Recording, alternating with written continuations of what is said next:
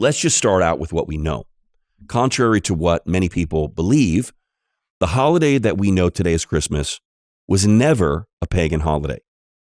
From its inception, Christmas was always intended as a celebration of the birth of Jesus. That's a fact. And actually, there was no such thing as Christmas until the 4th century AD. However, it's also a fact that before Christmas came along, there were a lot of other holidays that were celebrated around the same time of year. Why? Well, because it is the time of the winter solstice. And the reality is that there have probably been winter solstice celebrations or rituals of some kind observed by most, if not all, cultures throughout the world and throughout human history. And we'll talk about why that is in a minute. But for the sake of our discussion today, we're not really interested in the way that maybe the Aztecs or the Chinese or the Egyptians might have celebrated their holidays, their winter celebrations, because these probably would not have influenced the Christmas traditions that we celebrate today. So what are we interested in today? Well, firstly, we want to talk about the way that winter celebrations were observed in the Roman Empire. And then we want to talk about the way that they were celebrated in the societies where Christianity first spread, because these would probably potentially have had the greatest impact on the Christmas traditions that were passed down to us. And then, again, we're going to look at some of the more modern influences later, but I want to start by looking at the winter celebrations that were used in the 4th century Roman Empire. These celebrations are the ones that took place in late December or early January, and they are the context into which Christmas was born. And there's really 4 main celebrations that we need to talk about in what they called midwinter. The first was the celebration of Saturnalia. The second was Sol Invictus. The third is the birth of Mithras, and the fourth, Calends. And so the first holiday, Saturnalia, was an event that lasted a week from December 17th to December 23rd. And it began with a sacrifice that was offered to the agricultural sun god, Saturn. And that's the god after whom the festival was named, Saturnalia. And then there was like a big party. And man, did the Romans know how to party. This wasn't just like a day of partying or something. This was several nonstop, back-to-back days of feasts and orgies and loud street processions that were probably a lot like a modern Mardi Gras celebration, but were way more wild and perverse than anything that would be legal in public today. And one of the interesting features about Saturnalia was this tradition they had where masters and slaves reversed roles. And in the celebration, the tradition really, the masters would sometimes serve the slaves, and the slaves would be allowed to be somewhat disrespectful, even to their masters, I'm sure within reasonable limits, but still, it's fascinating to think about. And we're not going to get too much into that. We'll talk a little bit about Saturnalia later, but none of that stuff, the orgies, the processions, the perversity, the role reversals, none of that would really bear any resemblance to what the early church practiced, or even less to the modern ideas of Christmas. However, there were some similarities. I'm sure that the decorations would have been kind of familiar. I'm talking about things like laurel and holly and green trees and candles, stuff like that. There was also gift exchanges, which would have been familiar as well. Okay, now the second holiday we want to talk about is Sol Invictus, which is what was known as the celebration of the unconquered sun god. Now, what was all that about? Well, it's really important to remember this. There are cycles and rhythms in nature that I think we in the modern world often don't feel as connected to because we don't rely on them as much. You know, when it gets dark, we just switch the lights on. If it's cold, we turn on the heat. If it's hot, we turn on the AC. Most of us don't grow or raise our own food. We just go to the grocery store when we need food. We don't know or care what grows when or where. We can get strawberries or bananas or green beans or whatever all year round. We have freezers. We have global shipping distribution channels. We have genetically modified crops. We have pesticides and herbicides. We have chemically enhanced animals and plants, and the list goes on. So again, the cycles of the natural world, for all practical purposes, mean very little to the way that most of us live our day-to-day lives. But for people in the ancient world, this was not the case at all. They had to be a lot more tuned into these rhythms of nature because they depended on them. And these annual celebrations that pop up in almost every culture and society around the world, going back to the earliest records of human history, are usually tied to these cyclical astronomical events. And one thing you'll find is that basically everyone in the ancient world had some kind of midwinter celebration around the same time. Why? Well, every year, starting in June, the days start to get shorter and shorter for 6 months. And that happens all the way up to this day, this moment that we call winter solstice, which would be the shortest day of the year. And then after that day, the days would start to lengthen again. And actually, just to be clear, I think that's only true technically in the northern hemisphere. In the southern hemisphere, the December solstice would be the longest day of the year. But either way, winter solstice is a significant astronomical event in the annual cycle of our planet. And ancient people cared about these kinds of things. They paid attention to them. And obviously, they were trying to explain them often in superstitious ways that went along with their understanding of the world. And so the Romans celebrated Sol Invictus. They celebrated the winter solstice as the rebirth of the unconquered sun. Why? Well, because the sun, which had been getting lower and lower on the horizon for months, would suddenly reverse course and start rising again in the horizon. And the days that had been shortening would start to get longer again. So that meant summer was coming and harvest was coming and everything was going to be all right again. Now, on our calendar, we use the Gregorian calendar, the December solstice happens around the 21st. But according to the calendar that the Romans were using at the time, which was the Julian calendar, winter solstice happened around December 25th, which is obviously the day when we celebrate Christmas today. And so there was also another Roman celebration that we need to talk about, which was the birth of Mithras, who is known as the god of light and truth. And this also happened on December 25th. And of course, this is not nearly as important as a holiday like Saturnalia or Sol Invictus, but I think it's probably relevant because it was a date where a birthday was celebrated, and it was the 25th, which is a very important date to us. Then there's one more holiday that I'll mention. It was the New Year's celebration called Calends, which is where we get the word calendar. And it began about a week after Saturnalia ended, and it also lasted for several days. The celebrations included processions and heavy drinking, which actually sounds a lot like our New Year celebrations today, except instead of processions, we have parades. And so we can see that the ancient Romans had a long midwinter holiday season that ran basically from December 17th to around January 5th. Now, obviously, this time of year is the darkest, coldest time of the year. And it also happens to be when one of the most significant astronomical events of the year takes place, winter solstice. And so really, it's not difficult to understand why this has always been a very popular time of year for holidays and celebrations. This should be very easy to understand. People wanted to band together to drown out the darkness and the cold with the warmth of a fire, with eating and drinking and laughing together. And some of the popular decorations were greenery, especially parts of evergreen trees. Now, I'm sure that plants were popular because those evergreens were alive even in the winter.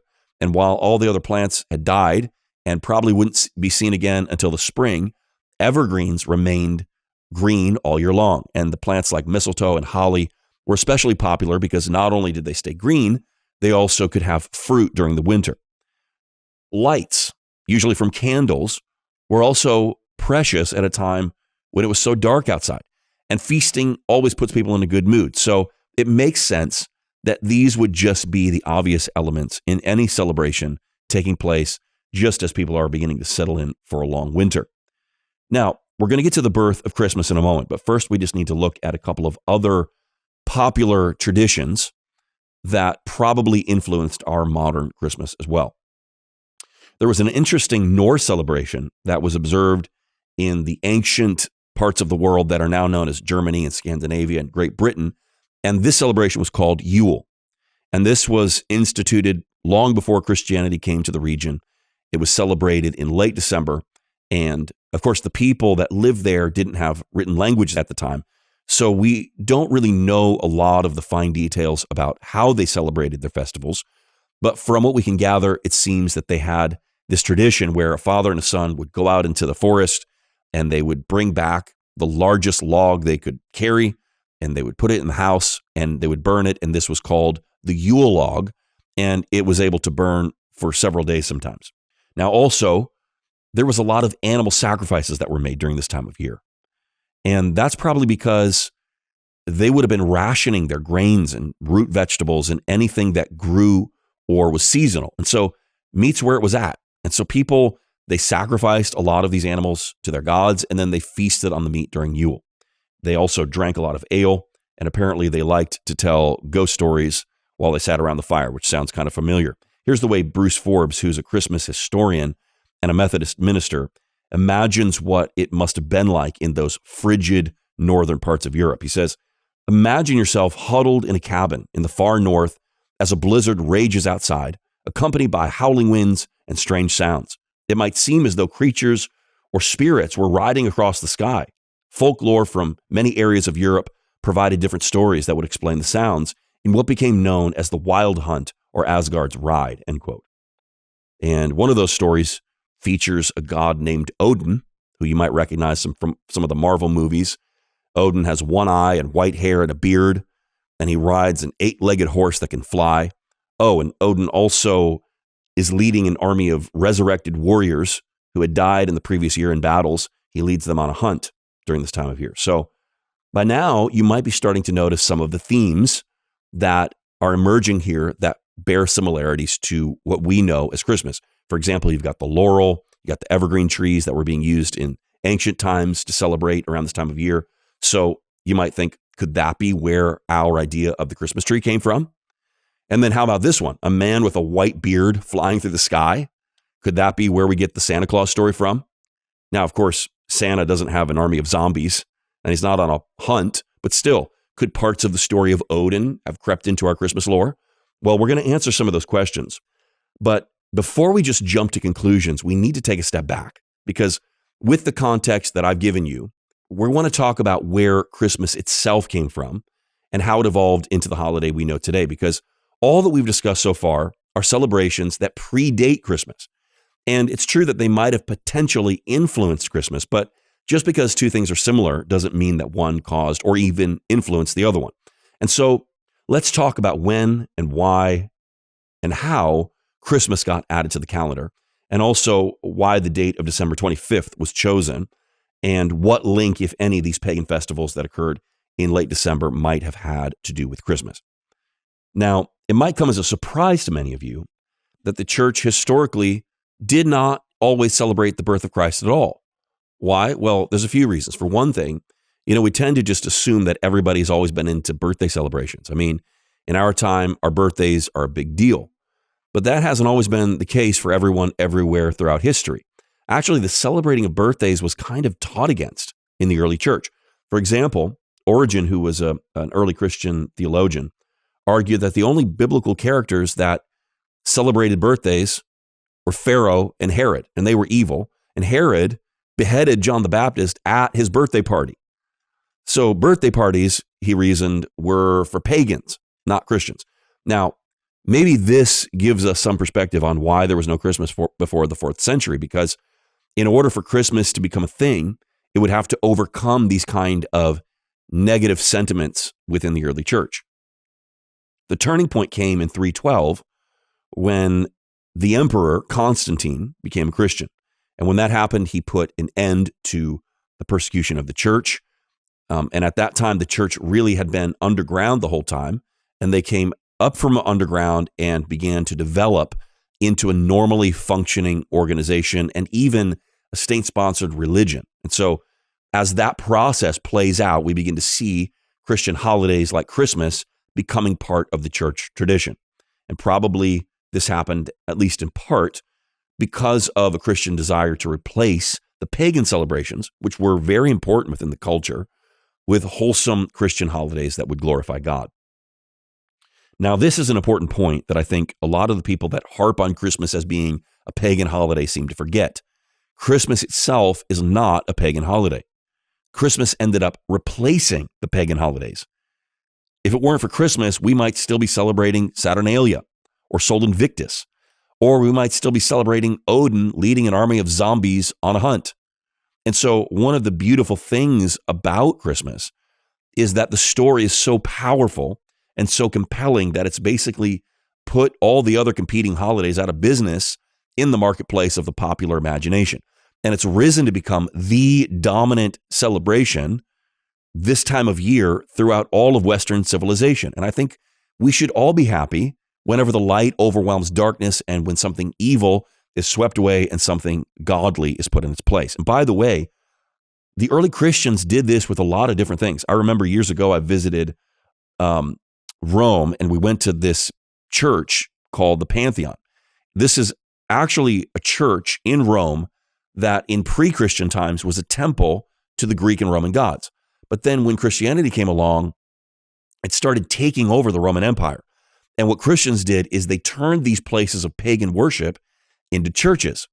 And so this was their mentality. Instead of burning those buildings to the ground, they threw out the old gods and they replaced them with symbols of Christian worship, and they used those temples as churches. And by doing this, they actually said that they were exorcising those temples. Now, of course, we usually think of the word exorcism in connection to casting out demons, but they were using it with reference to replacing false religion with the worship of the one true God. And there's something I really like about the mentality, actually. Now, there's one more possible reason that I'd like to mention that the church instituted the celebration of Christmas. And this is a little more of a theological motive. But one of the most dangerous false teachings that was trying to infiltrate the church during its first 3 centuries was the heresy of Docetism, which is basically the idea that Jesus didn't really come in the flesh. And as early as the late 1st century, we already see John combating this erroneous thinking in his writings. You can read about that in 1 John 4, 2 and 3, when he says that every spirit that acknowledges that Jesus has come in the flesh is from God, but every spirit that does not acknowledge Jesus is not from God. That is the spirit of Antichrist. And notice that Christmas is a holiday that acknowledges that Jesus came in the flesh. It directly contradicts that heretical idea by celebrating Jesus coming in the flesh.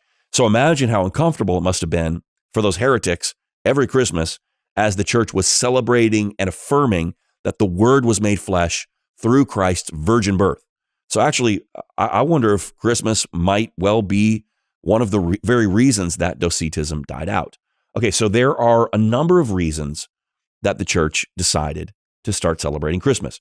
And from what I can tell, these were all good and important reasons. But the question remains, why December 25th? Because December was probably not the month that Jesus was born. Well, to be honest, the Bible doesn't tell us explicitly when Jesus was born. Of course, there's some circumstantial pieces of evidence like the fact that the shepherds were outside with their flocks, something that only happens when it's warmer outside. So that suggests that his birth was probably between March and November. I've also heard a pretty compelling case that Jesus might have been born during the Feast of Sukkot, which would be in our September-October timeframe. But that's not really relevant here. The real question we're talking about today is, why did the church decide to celebrate Christmas in December? And there's 2 significant documents that give us clues about this. One tells us that in the 3rd century, there was a guy named Sextus Julius Africanus who picked December 25th as the date. Now, previously, some had theorized that Jesus was born on March 25th because that was the accepted date of creation. And remember, they were using the Julian calendar at the time. And according to that calendar, the spring equinox occurred on March 25th, not March 20th, which is the date it is on our calendar. So again, March 25th was thought of as the day of creation. And so for people in the early church, it only made sense that Jesus, the light of the world, would be born on the same day that God said, "Let there be light." You see, these kind of connections were influential and sometimes compelling to Christians in the early centuries of the church. But then Sextus Julius Africanus comes along and says that March 25th was not the day of Jesus' birth, but the date of his conception. And so if you add 9 months to March 25th, you end up at December 25th. And remember, according to the Julian calendar, December 25th is the day of the winter solstice, when the days start to get longer again. And it's a day when people celebrate the victory of light over darkness. It's a time when some of the most important annual celebrations took place. And I'm sure Christians wanted to see some of those pagan holidays replaced anyway. And so actually there were a lot of good and compelling reasons that December 25th becomes a candidate for the celebration of Christ's birth. But then, after Africanus, more than a century passed before we see any evidence of the church accepting December 25th as the date. In fact, the earliest record that we have of the church adhering to December 25th as the date of Jesus' birth is 336 AD, which is 1 year before the death of Constantine. But interestingly, this document already assumes that date as a fact, which means that the church had already believed this way for some time. So it looks like sometime between the middle of the 3rd and the early part of the 4th century, the church adopted December 25th as the date of Jesus' birth. Okay, so we see a date that was agreed upon, but there's still no mention of a celebration of Christ's birth at this time. But it seems strange that the church would establish a date or agree on a date for the birth of Jesus and not celebrate it. So most historians just assume that Christmas began to be celebrated around the same time, that December 25th timeframe, and that is when it was established as Jesus' birthday. So a lot of people post podcasts and do documentaries. You can find this all over the internet, where they assume that the only reason the church chose December 25th for Christmas is because it wanted to compete with Saturnalia. It wanted to provide, a godly alternative to a pagan holiday. For example, when Forbes lists the reasons why the church decided on December 25th, the first one says, quote, Christmas was started to compete with rival Roman religions, end quote. Now, this is one possible explanation, but obviously it's not that simple. First, there's no evidence at all that I'm aware of that December 25th was chosen because of any pagan holidays. That's just an assumption. And like I'm showing you, even if it was a factor, we have documented evidence that there were other good reasons as well that have nothing to do with paganism and nothing to do with any pagan religions for the reason why we celebrate Christmas on December 25th. Forbes says that it was Emperor Constantine's attempt to provide a holiday to rival those of the pagans so they would be willing to become Christians. But that's just pure speculation. We don't have any documentation that Constantine used Christmas for this purpose whatsoever. In fact, we don't even know for sure that Constantine was emperor when the church decided on that date for Christmas. If any circumstantial evidence could be presented in favor of Christmas being intentionally placed among the pagan winter holidays, it would just be that Christmas absorbed some of the popular traditions associated with those pagan holidays, especially associating with Saturnalia. But that shouldn't be surprising that some of the popular traditions remained part of the celebration in a culture where those traditions were deeply ingrained. I mean, look, I love Christmas trees. I don't worship them. They have no pagan connection in my mind whatsoever, but I like the lights and I like the smell of pine. It conjures warm, happy, sentimental memories and feelings. That's what traditions do. And provided these aren't evil or demonic in and of themselves, why shouldn't we be free to enjoy them? In our gospel crusades in Africa, one of the things we do each week is that we burn witchcraft paraphernalia that people bring after they become Christians. And these are usually things that are given to people by the witch doctors, like fetishes and charms and amulets that are either worn on the body or hung on the home to ward off evil spirits or grant protection or blessing or something. Sometimes they'll also bring idols or objects that are part of their animistic worship practices. There could be rocks or pieces of wood, a root, a stump, all kinds of things that they believed that some spirit lived in. And sometimes they also bring like books or other instruments that have been used or are intended to be used in various witchcraft rituals.